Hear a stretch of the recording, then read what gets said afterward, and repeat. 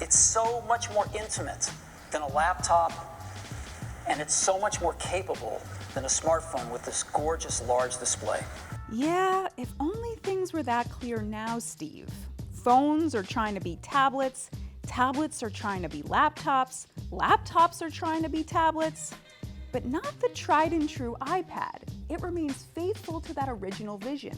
It's trying to be a tablet, which makes the iPad 2 tops in some situations and way behind in others.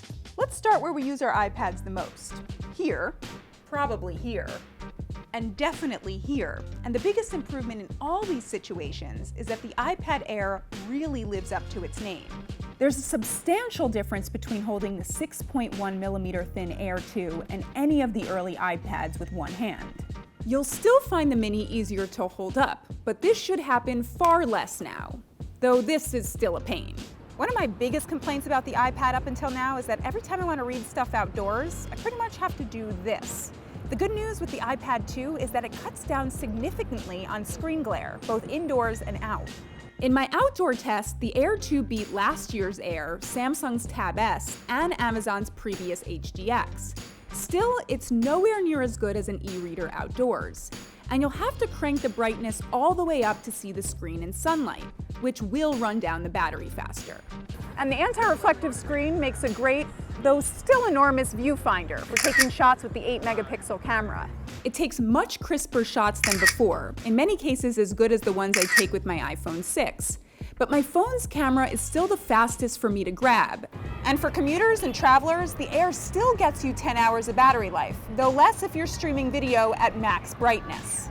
But if you're anything like me, you'll still bring your laptop on a business trip. And that's because even as a basic work companion, the Air is falling behind the competition.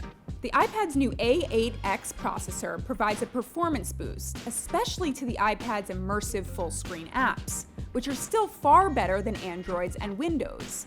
But I wish I could see more apps on the screen at the same time, like I can with the Surface or the Galaxy Tab. And I'd really love a better way to type. Microsoft's $80 Universal Mobile Keyboard is one of the best you can buy, but it won't prop up the screen well enough, and it doesn't double as a cover. The Air 2 pushes the iPad forward in all the ways and places that Apple thinks we're using it. And if you have an older or heavier iPad on its last legs, this is definitely a worthy upgrade, especially if you're just looking for a tablet. But I'm still waiting for all those advancements that push the iPad beyond the one app at a time, lean-back functionality that's been the case since Steve Jobs first sat down on the couch.